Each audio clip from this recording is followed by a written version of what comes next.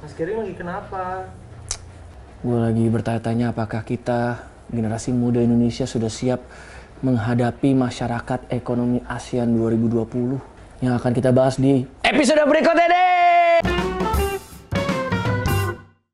Kenapa kita, bangsa Indonesia, especially anak muda Indonesia, harus siap-siap menyambut masyarakat ekonomi ASEAN 2020? Gue jelasin dulu nih, apa sih masyarakat ekonomi ASEAN 2020?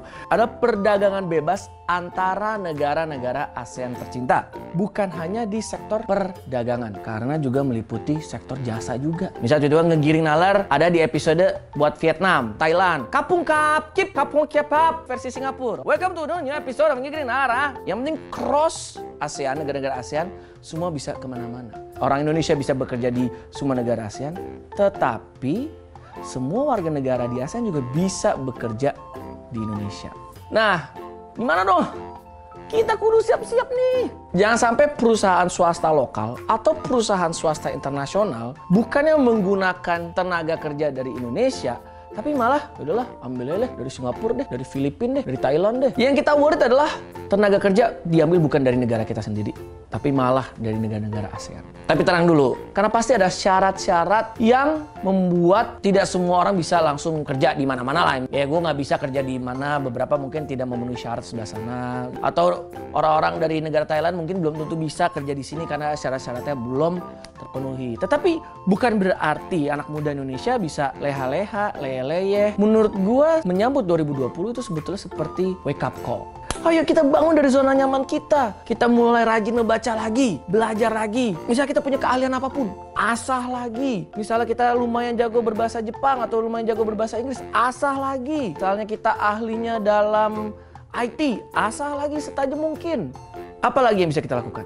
Ialah berkarya, berkreasi dan melakukan apapun dengan ide-ide gilanya anak muda Indonesia yang keren-keren untuk membuat sesuatu yang berguna bagi masyarakat yang banyak.